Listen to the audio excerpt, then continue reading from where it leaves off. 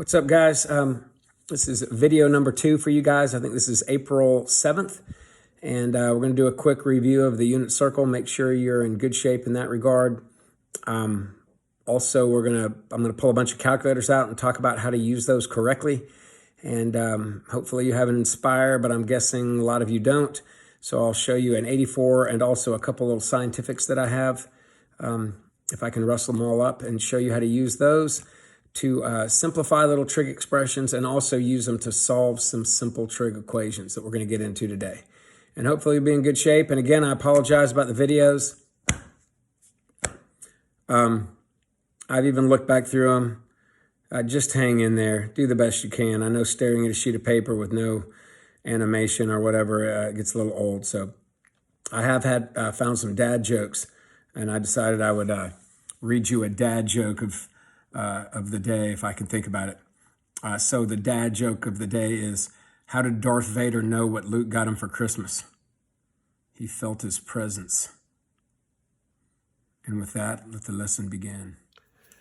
Okay, quick unit circle review. So if I'm going to fill this out, what I'll probably do first is fill in the degrees. All right, and I'm going to go counterclockwise on these and do the positive degree values. So starting with 0, remember I go 0 and then 30, and I usually skip over that one, and I'm basically just adding 30. So 0, 30, 60, 90, 120, and remember to put the little degree sign on there when you're using degrees. It's kind of a big deal. Skip over that one. 150, 180 degrees, 210, I'm adding by 30, 240, 270, 300, skip over that one, 330, and that would bring us back to 360, which is in the same location as 0.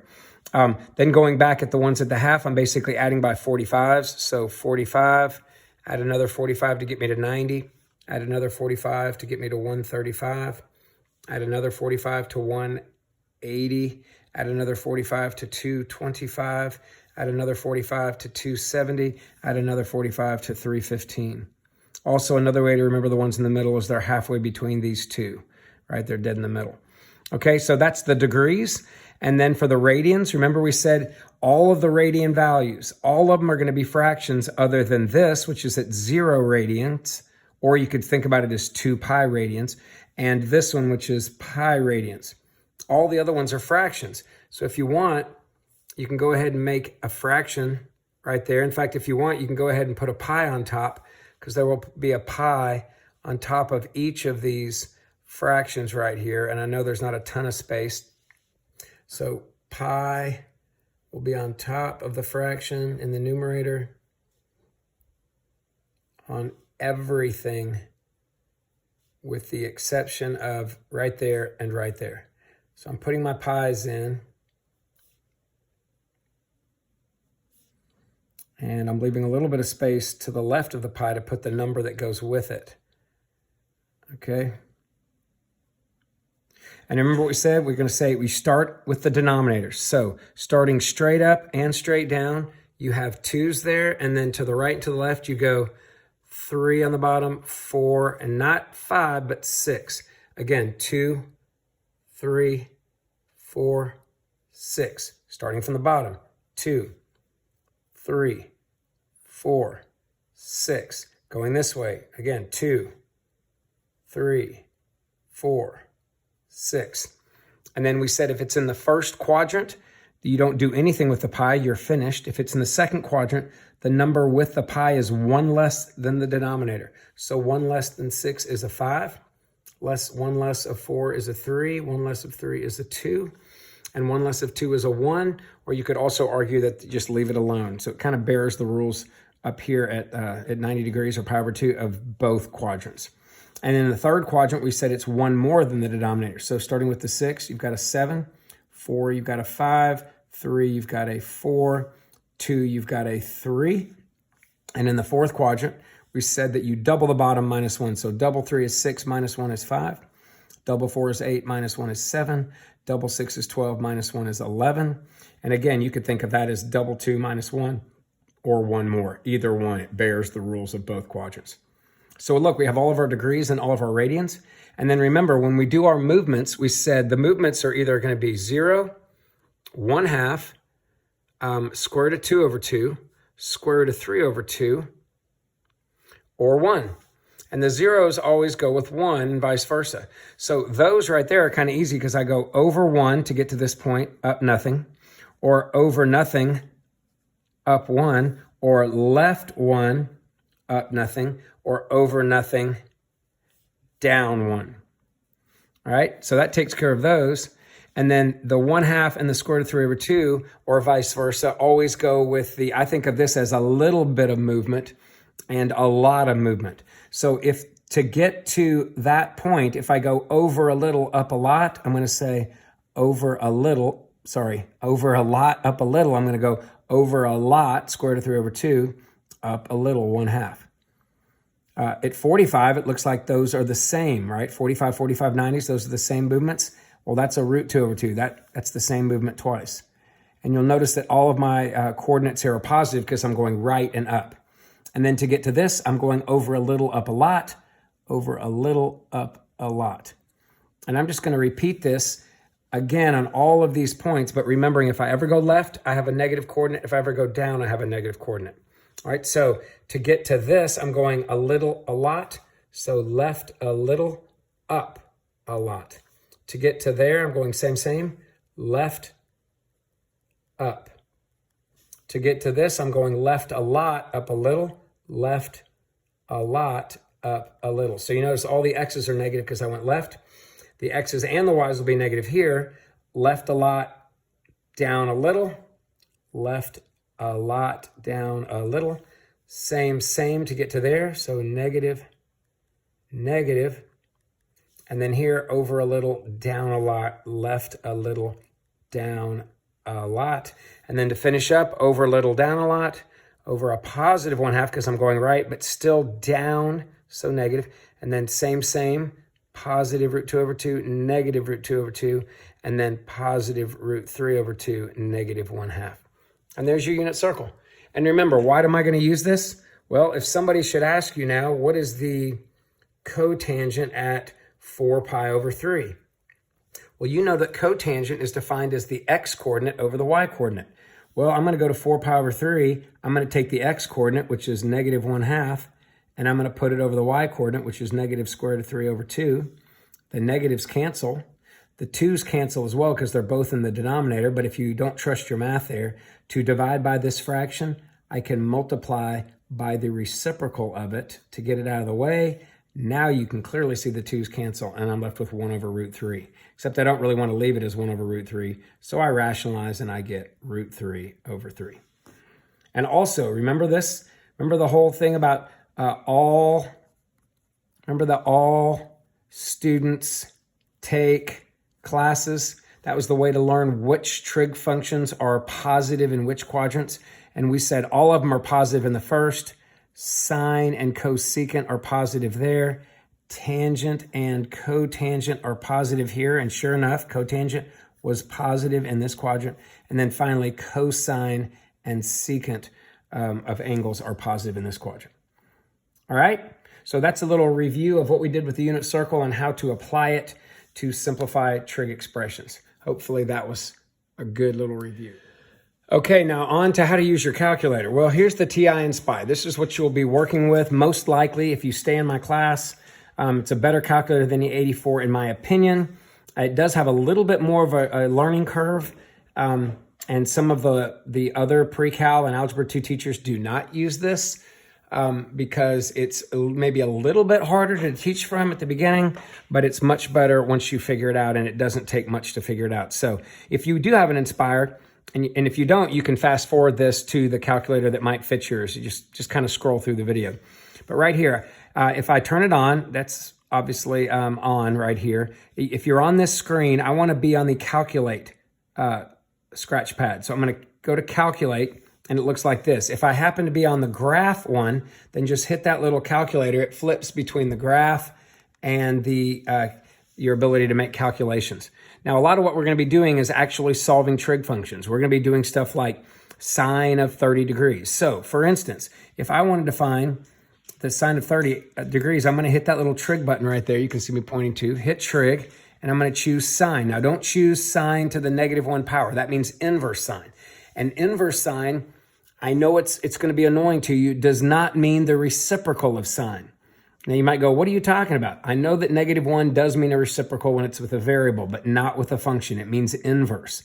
If you want the reciprocal of sine, you're going to pick cosecant, which is over here. We just want sine for now. So let's just say I hit sine and I wanted to do 30 degrees. Now, here are your options. When I hit sine of 30 right here, and I'm going to zoom in on this a little bit, what I should be getting is a half. But when I hit enter, you see that I don't get a half. I get like -0.98803. And that's not right because I'm in radian mode. Now, the newer Inspires, you can actually grab your little scratch pad here, move up there, and just click on that. If you have an older Inspire like I have right here, you can't do that. You have to actually click on this little gear.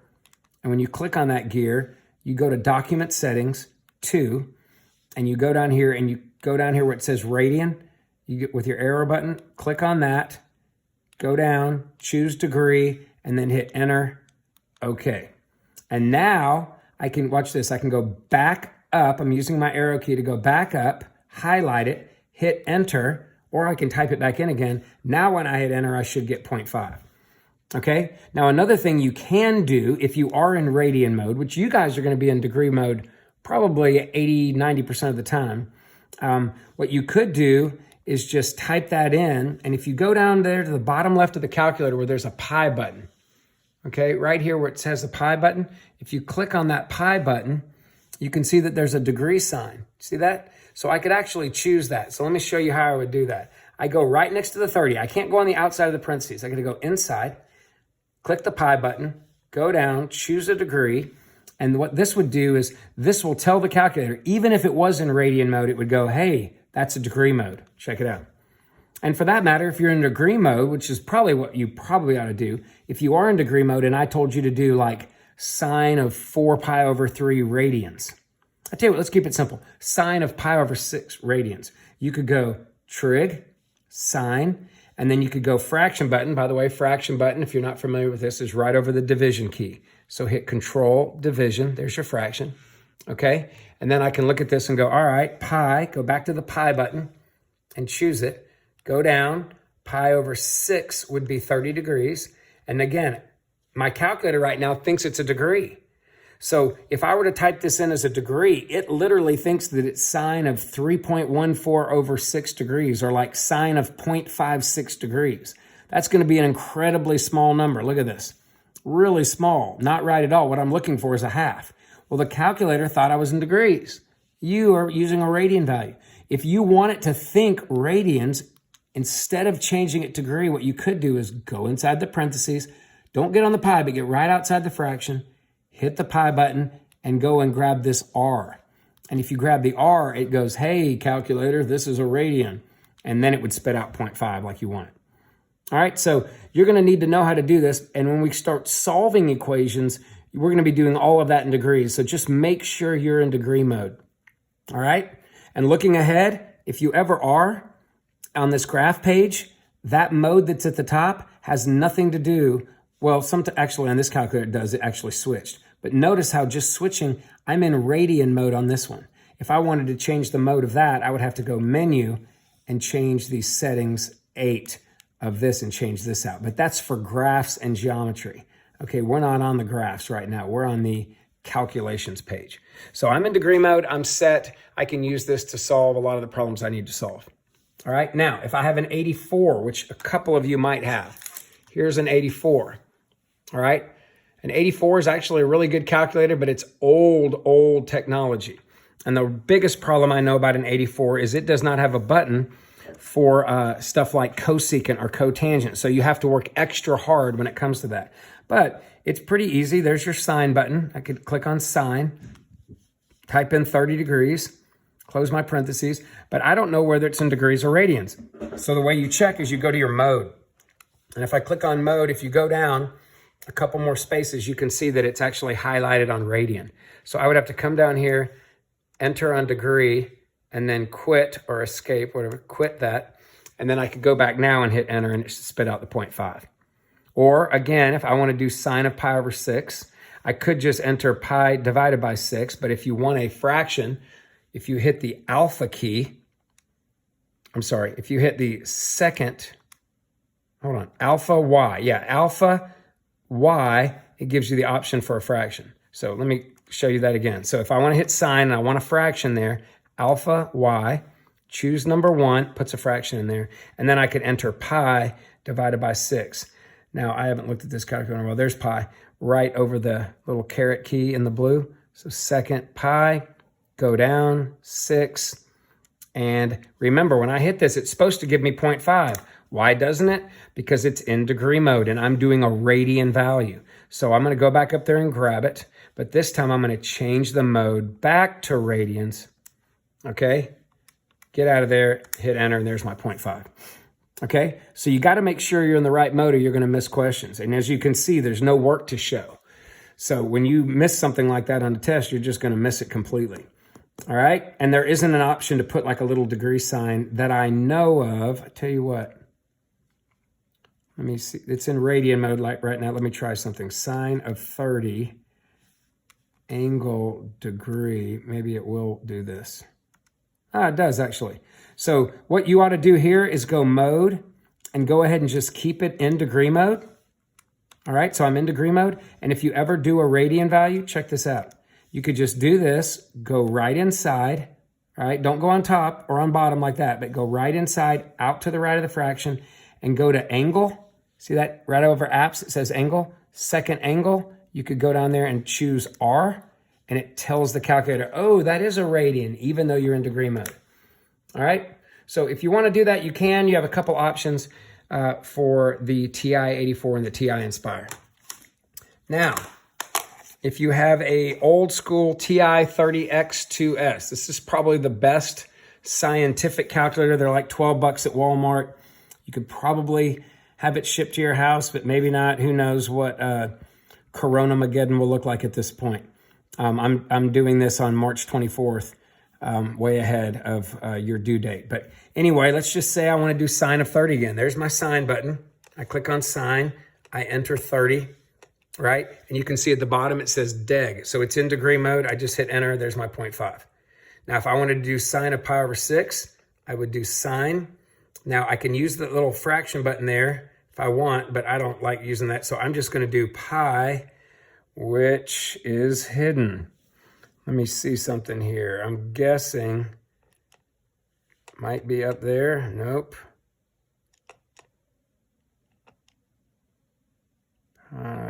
Oh, good night. It's right in front of me. Okay, so sine, there's my pi. Pi divided by 6. I'm a little blind today. But if I do this again, I'm not going to get 1/2 like I'm supposed to. Like the y value on the unit circle is 1/2 at pi over 6. But it's going to give me that 0.009 again. Why? Because I'm in the wrong mode. So what I have to do here is when I type in that, I've got to make sure I am in the right mode. So changing the mode here, it's just DRG. You click that button, you go over with that, choose radian. Now you're in rad mode. And the gradient is it's a different kind of measure of an angle that instead of 90 per quarter, it's 100 per quarter or per quadrant.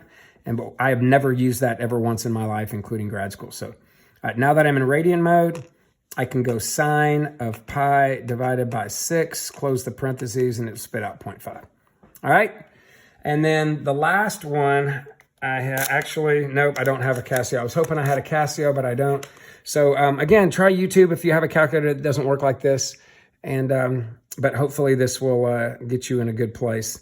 And or call a friend. I mean, a lot of these people, especially people who maybe are in regular Algebra 2 or regular pre-cal, regular Algebra 2 people have lots of these.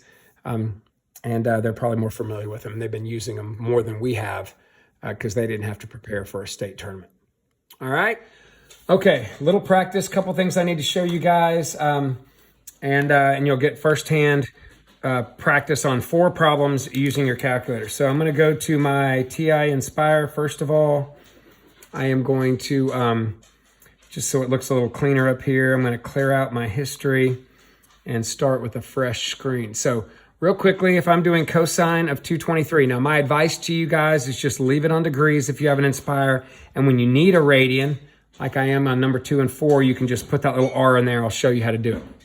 All right, so I'm going to try to blow this screen up a little bit so you can see it. So, all right, so here we go. We're working with cosine of 223.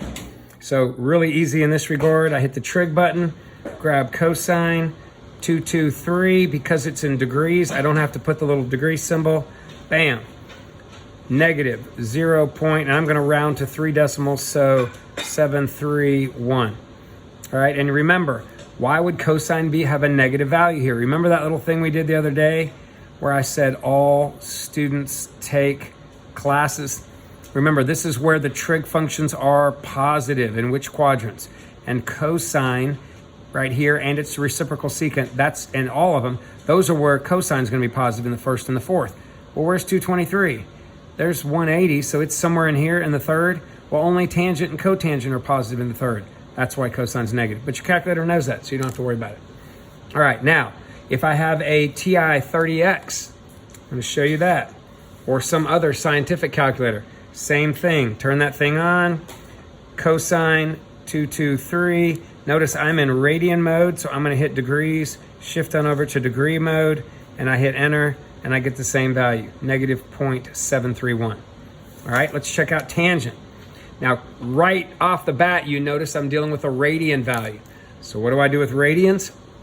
Well, with radians, I've got to put that little R in there or change that to rad. Now, if you have a new Inspire, I believe you can just scroll on up there and click on that and it changes to radian, which is great.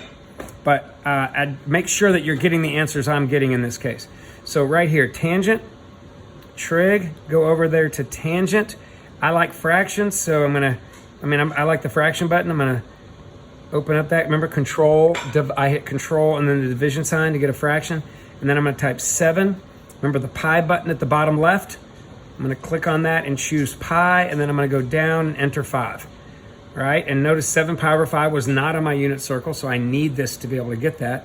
And how do I let my calculator know it's a radian? Because right now it thinks it's a degree, right? It's weird looking, but it still thinks that it's like 7 times pi divided by 5 degrees.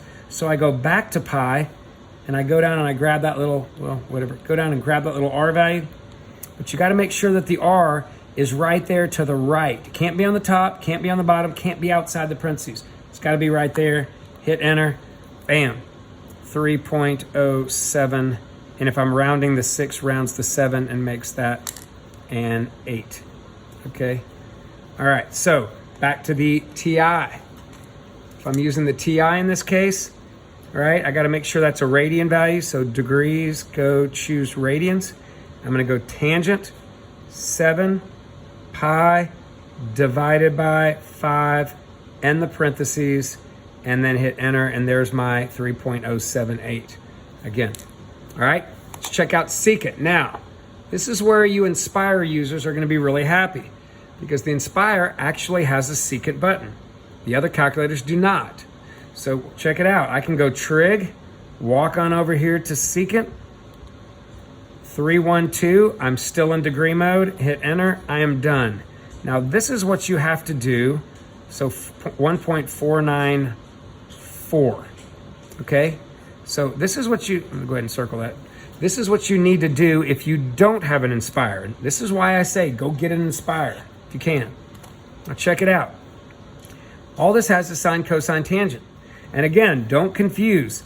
Inverse sine, inverse cosine, inverse cotangent are not cosecant, secant, cotangent. They're not. You cannot use them. So to do a secant, you have to think like this. The secant of an angle is 1 over the cosine of the angle. Notice the angle doesn't change, but I have to change it into a cosine. So what that means is I've got to rewrite secant of 312 as 1 over cosine of 312. Notice this is not this. I did not say cosine of 1 over 312. Please do not do that ever. All right, let me show you what I just did here. Do not say cosine of 1 over 312. We never flip angles. This is an angle. Never flip an angle. Can't do it. So don't do that ever. We're flipping the entire trig function and the angle does not change. All right, so coming back over here, if I'm doing 1 over cosine of 312 on this calculator, I would go 1 divided by the cosine of 312 and the parentheses. And that's going to give me, oh, I'm in radians, my bad. Degrees, go to degrees. See how easy it is to forget that? And then I can hit enter and I get the 1.494. You've got to make sure you do this with this. If you get an Inspire, you'll never have to worry about this little step again. All right, last one, cotangent. All right, back to the Inspire. So great, I've got a cotangent button. Trig, go over there, grab the cotangent.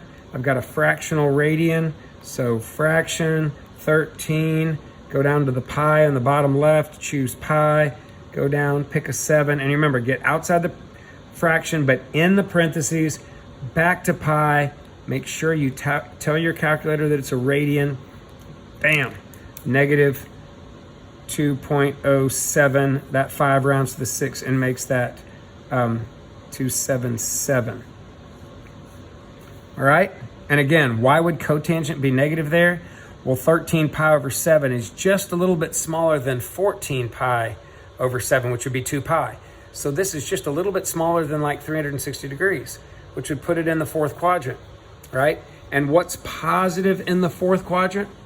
Only cosine and secant. So since tangent and cotangent are positive there and also here, it would have to be negative there. But your calculator knows that, doesn't have to worry about it. Now, what do you do if you don't have an Inspire? You have something else, like here's an example of a TI-84. If you're using that, well, you've got to use that function that says this, that cotangent of an angle is 1 over tangent of that angle. It is not, and I repeat, the tangent of 1 over an angle. Don't ever flip an angle. Flip an entire trig function and let the angle stay the same. So what do I do here? Remember, we're not flipping that angle. That angle has to be 13 pi over 7. We're going to say cotangent of that angle is equal to 1 over tangent of that angle. And that's what's got to go in my calculator. So on an 84, remember, we actually have a fraction button. I like that. So I'm going to go alpha y1. I'm going to go 1 on the top, and on the bottom I'm going to go tangent. And then I want another fraction, alpha y1. And then 13, choose the pi button, which is right over the caret key, over 7. And it looks exactly like, go outside and the parentheses. That looks like what I'm wanting it to look like right here. And I got to make sure I'm in radian mode. Oh, I wasn't, look at that.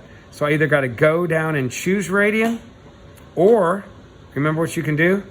You can go in there, inside the parentheses, but to the right of the fraction, and you can go second angle and go put a little r there. All right, and then end your parentheses. So that would work as well, and there's your negative 2.077.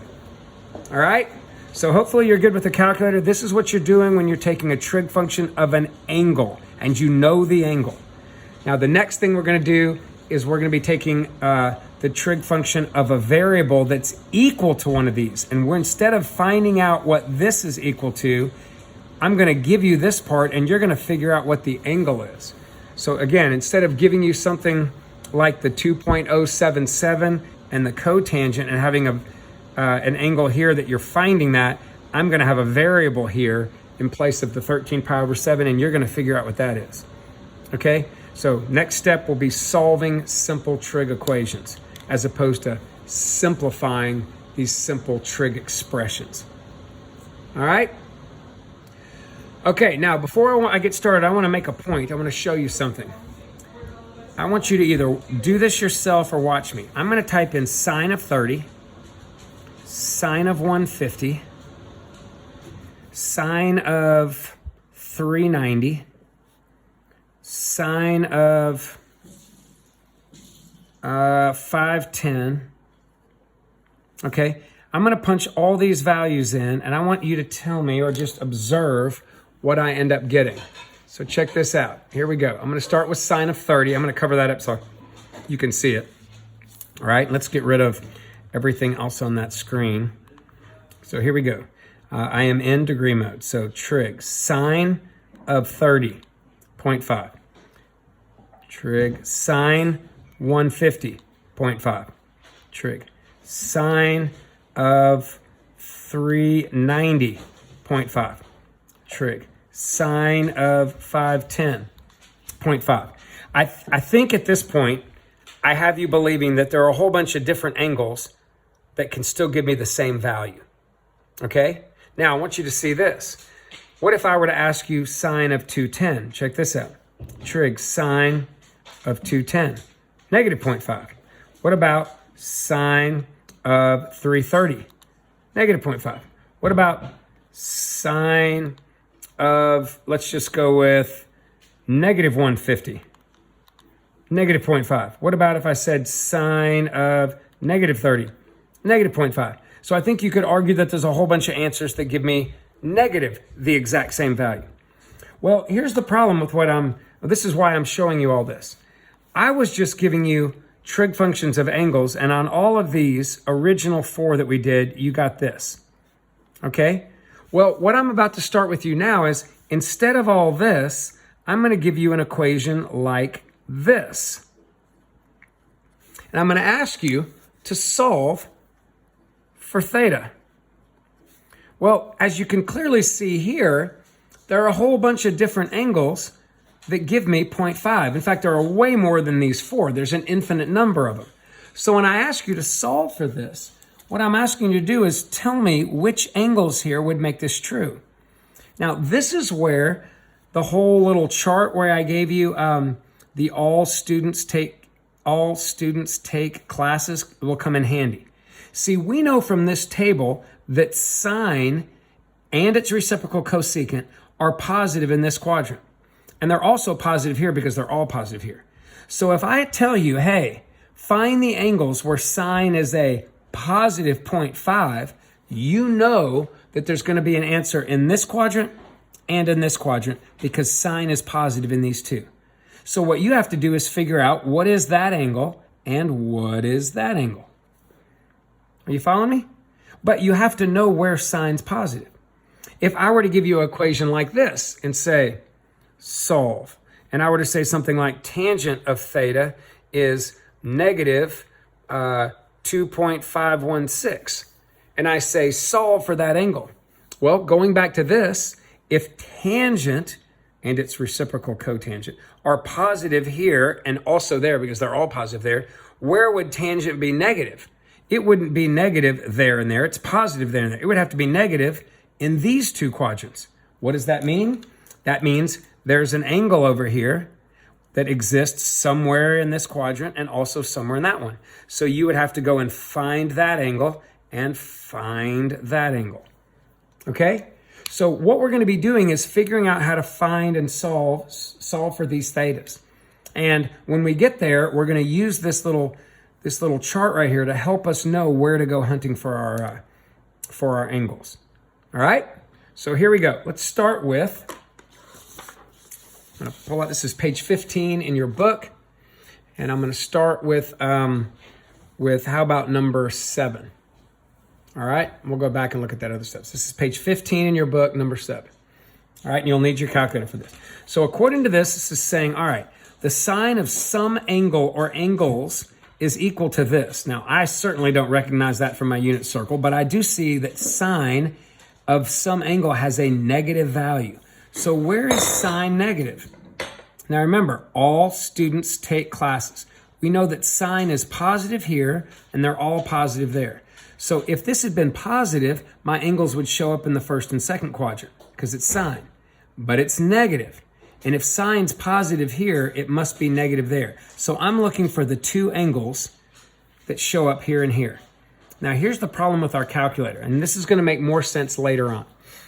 Our calculator and math in general has limitations on what I'm going to be able to do when I solve for this. Now we're going to introduce something called the inverse sign, not the reciprocal sign, the inverse. All right?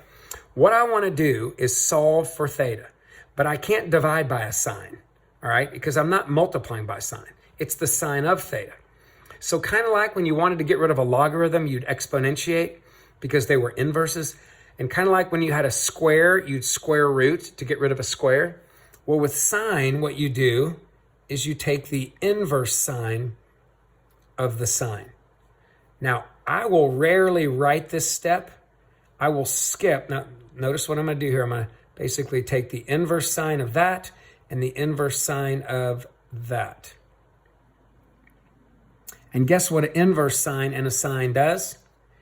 Cancels it. And it leaves me theta is equal to this expression.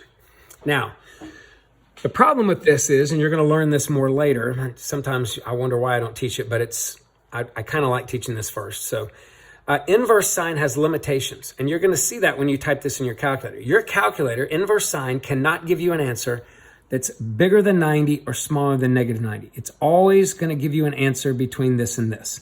Okay? Well, here's what I'm going to do. I'm going to do this thing called a reference angle. I am going to change this to a plus, okay, just for now. And I'm going to type that in my calculator. And what it's going to give me, it's going to spit out this little bitty angle right here and right here. The reference angle. We talked about a reference angle earlier in a video. Now, the reference angle is going to help me find these two angles, because the reference angle I don't care about.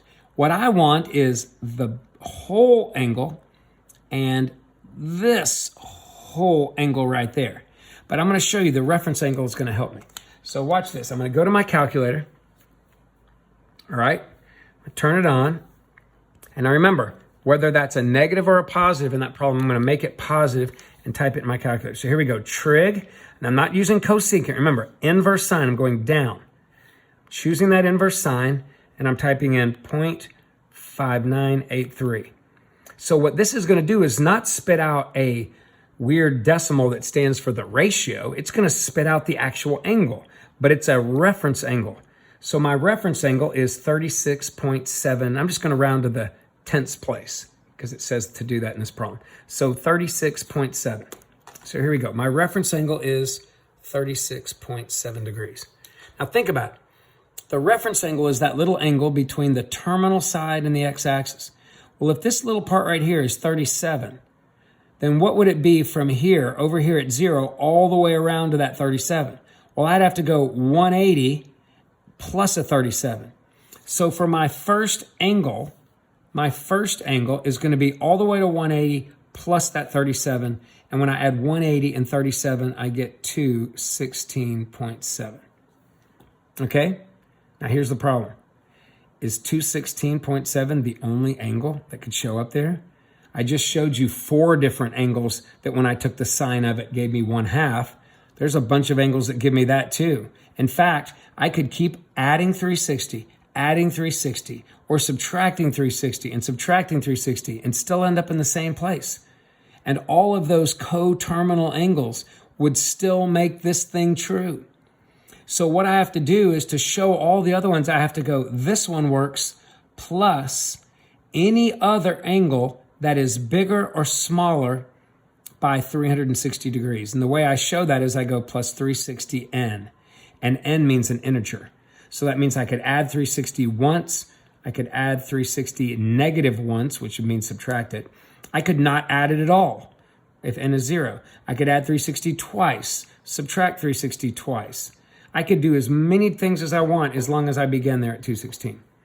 But that's just the first group. What about this one? What about that second angle? Well, let's think about it. What do I have to do to find that angle all the way around? Well, I can't go 270 plus 367 because this is the part. That little part right there is the part that's 36.7. So what I'm going to do is go all the way around to 360 and then subtract off 36.7. And if I take 360 and subtract that, I get 323.3. Pretty sure. Okay? And then again, it's not just that angle, it's any other angle plus or minus 360. So I put plus 360n to show that. And that will be any angle in the world that will make this true. So just to show you, watch this. If I come back in here, I'm going to do trig sine of 216.7 plus, and I'm going to add 360 a whole bunch of times. Now look, I should get negative 0.5983 or something really close.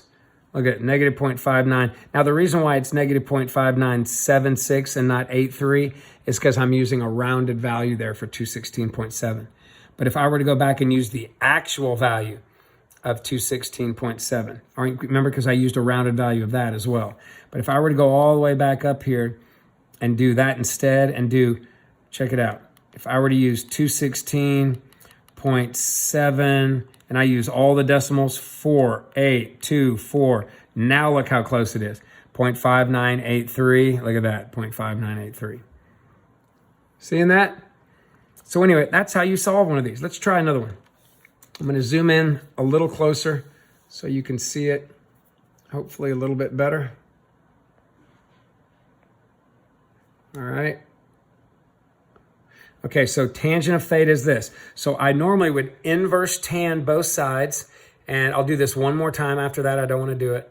I'm going to inverse tan the tangent of theta, and I'm going to inverse tan the 3.5172, and the inverse tan of the tangent cancels. Now again, you can skip that step and just basically swing the tangent over and make it inverse tan. Now you got to make sure you make it inverse tan.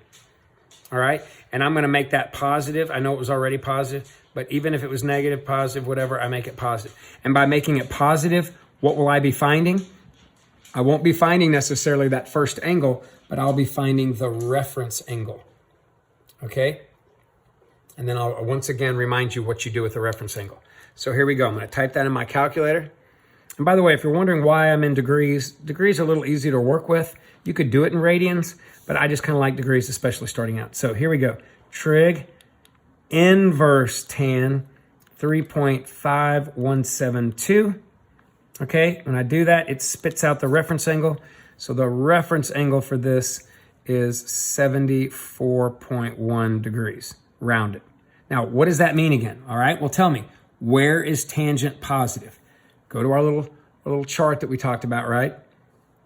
We've said that they're all positive here. All students take classes. So what does that tell me? Tangent is positive in these two quadrants. And your original problem, tangent was positive. It's all about the original problem, okay? So if it's positive in those two, I'm looking for some angle there and some angle there that has that reference angle. So the reference angle, again, if you forgot, is the angle that's formed by the x-axis and the terminal side, x-axis, terminal side. So if those are my reference angles, let's actually go and find the angles. So there's the first one. There's the second one. So what do I have to do to get to there? Well, I have to just use the reference angle. So this one's great. So theta 1 right here is actually just the 74.1 plus every other angle bigger or smaller than by 360 degrees. Now what's the theta 2? Well, the theta 2 is all the way, right? Essentially, this is what I'm doing. I'm going from here all the way to there. So I'm going all the way past 180 and going an extra reference angle. So I got to go 180 plus the 74.1, which gives me 254.1 degrees. But again, plus or minus any other angle bigger than that by another complete revolution. Whoops, can't see that. You with me? So I get two angles. I get the 74.1 plus 360N, and I get the 251.1 plus 360N. All right? Now I'm going to jump down to number 10. If you have a Inspire, then these problems don't change one bit. But if you don't have an Inspire, oh, and by the way, if you do have a TI, just to kind of show you, not a lot's different.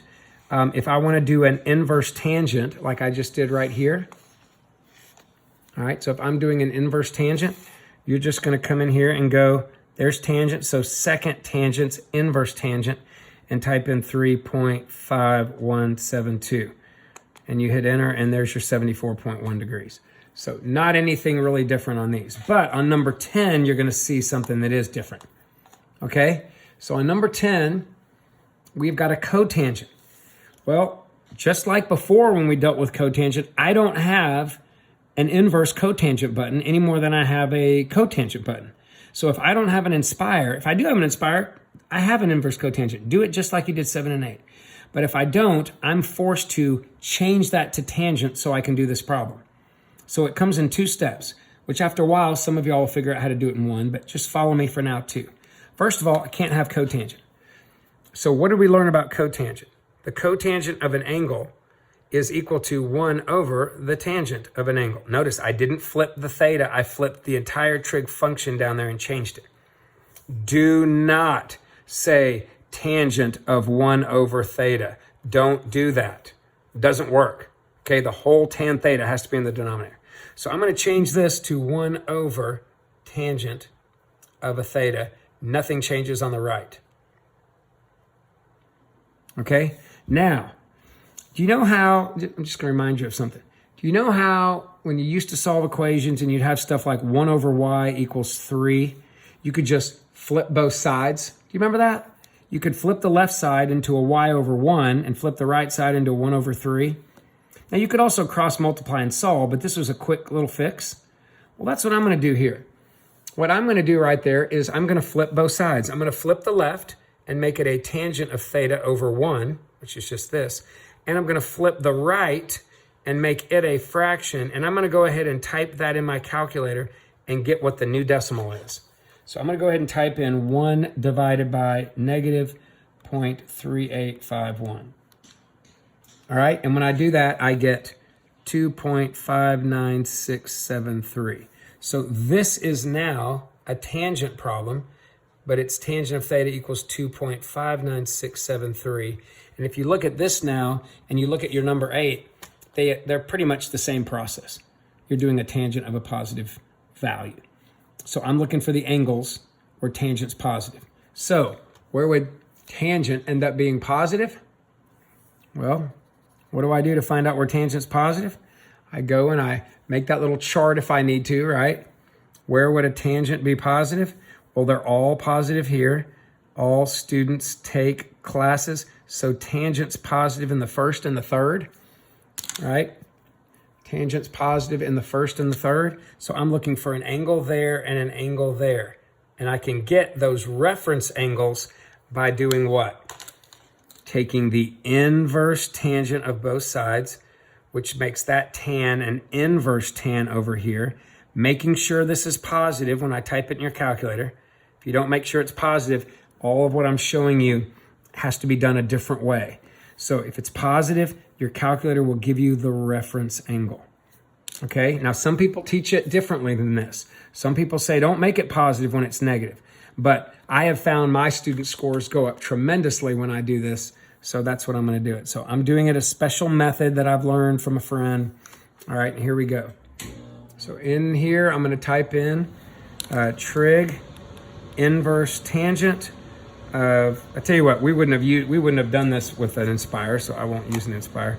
I will type in inverse tan, because if I had an Inspire, I would have just done inverse cotangent from the beginning, of 2.59673. And that gives me 68.9 degree reference angle. So my reference angle, 68.9. Now what's a reference angle again? Those are the little bitty angles I drew in there in black ink right there. So I want that angle, because I always measure from 0 in standard position. I want that one, so that's theta, that's just the actual reference angle. Great. So theta is 68.9, or any other angle bigger than that by 360 degrees. But what's the other theta? That's this one down here. So I got to go all the way around. How do I do that? 180 plus the reference angle. And that puts me at 248.9, and again, plus 360 in degrees. You seeing it, guys? All right, well, if you feel like you got it, great. If you don't, I'm gonna do maybe one more. I'm gonna jump to number 15. If not, I guess you could just start on your homework and refer back to this if you need it. But number 15, on the next page, you can see right here, it's cosecant of a beta. And again, I could use any variable. I'm just using some different trig functions because the book does that more and more. And I wanna get rid of that cosecant. Now, if I have an Inspire, check Check it out. Okay, I'll do it two ways. This way is the Inspire. So this is your Texas Instruments. Dang, I can't write. Inspire. All right, and this is a non-Inspire. I'm not inspired by the non-Inspire, but whatever. Okay, so more dad joke humor. So TI Inspire, I would just swing the cosecant over, right, and say beta is the inverse cosecant of positive 2.3983. And remember, when I change it to positive, that means I'm actually finding the reference angle. Okay, so I'm finding a reference angle, not an actual angle.